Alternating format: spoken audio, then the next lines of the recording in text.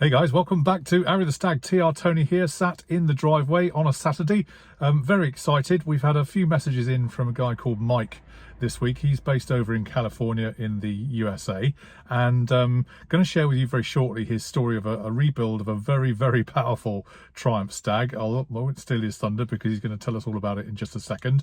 If you want more, there's going to be an extended version of this film with more background and more shenanigans on our premium platform that's due to be launched sometime in the spring, so keep an eye out for that. We're more than happy to have you along for that, but for now let's just go over to the US, onto Zoom, and let's see what Mike's got to tell us. Exciting times. Right, okay, welcome back to Ari the Stag. Just wanted to introduce Mike Schertz, who's based over in California, I believe. Mike.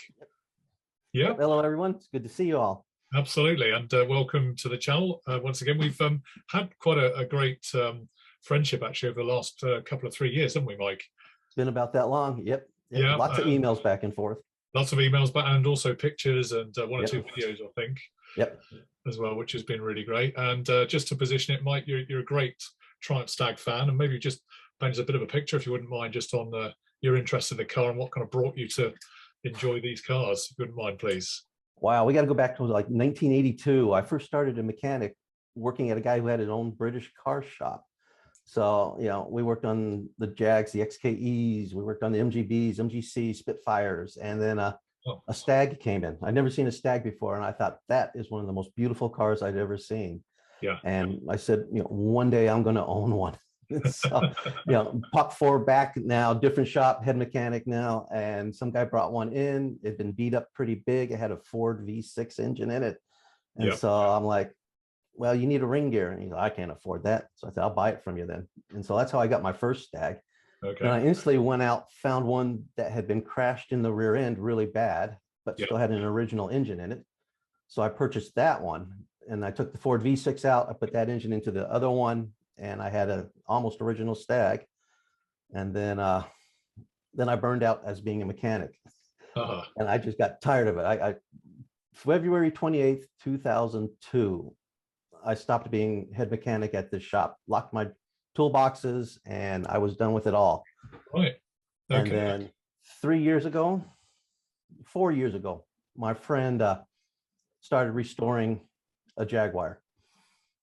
And I thought, oh man, why do you have to choose that one of all cars? So, you know, I wanted nothing to do with it. I was done with being a mechanic, but I went over one Sunday because I was bored to tears. And before I know it, I'm like, well, let me just help you do this, and let me help you do that. And then pretty soon I'm all in helping them do that. And then 2 years ago, I found the Stag up in Northern California. It'd been sitting in a field since like 1985, 1889. Is this the blue one, Mike, that I saw? Yeah, this was the blue one. And the guy's like, well, if no one takes it, I'm just going to get it crushed. And I thought, oh, I can't have that happen. Yeah. And so you know, I didn't have an engine for it. I didn't have anything for it. So I thought, okay, I'm going to try something different this time. So I went and I got it from him. And, you know, you could tell it'd been sitting in a field. It was not in bad shape, but there was like grass growing in the footwells and the whole thing.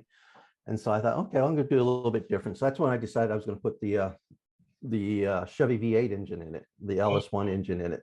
Okay. And work with it that way. Engine down, a Corvette differential, just to change things up a little bit. But one thing I did want to stick to is I didn't want to have to do much outside body modifications. I just wanted to keep the outside looking as good as I could, original as I could. And so that's how the project all started out. Right. No, that's really interesting. And I've seen you've been sending over one or two pictures in that time that we've been friends online, and I know that I'll be sharing one or two of these as we're talking too. So what's the vision for the car going forward, would you say? The vision for the car is I'd like to get, you know, I want to get it there. I want to get down, I want to get running, and I want people to look at it and see just the, what's the best way to put this?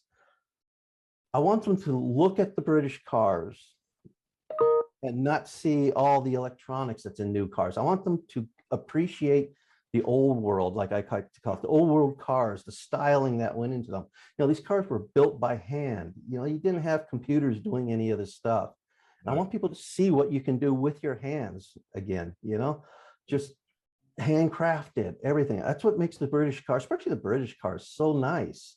Yeah. You know, it's just the styling and the energy and the looks and the whole thing. I want people to look at the car and go, wow, you know, I never realized an old car could look so good or could do so much. Yeah, yeah, no, that's fantastic. And certainly looking at the pictures that you've sent over, it's a major engineering project, isn't it?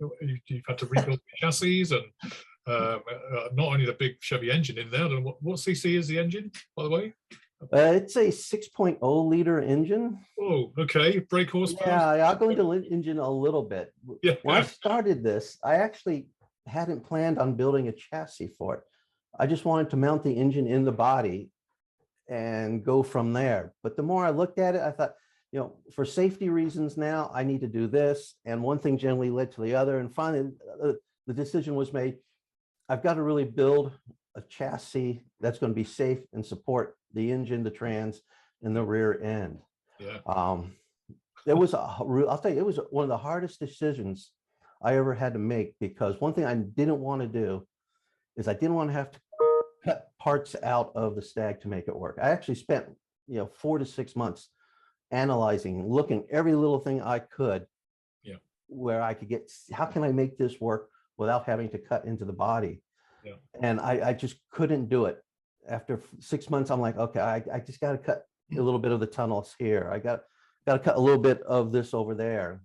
Yeah. And I'll tell you what, that first cut was the hardest cut I ever had to make. I bet it was. You know, I had the cutting wheel ready, and I just stared at that line I drew for like forever. It seemed like before I finally did it.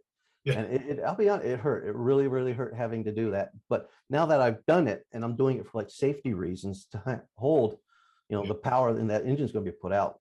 It's a Yeah. little bit easier. It still hurts, but it's a little bit easier. And where I've cut in everything, I'm doing it in such a way that I'm trying not to just, I'm doing it so you're not going to look at it and go, oh man, look what he did here. You know, I'm trying to make sure it's as visually appealing as possible.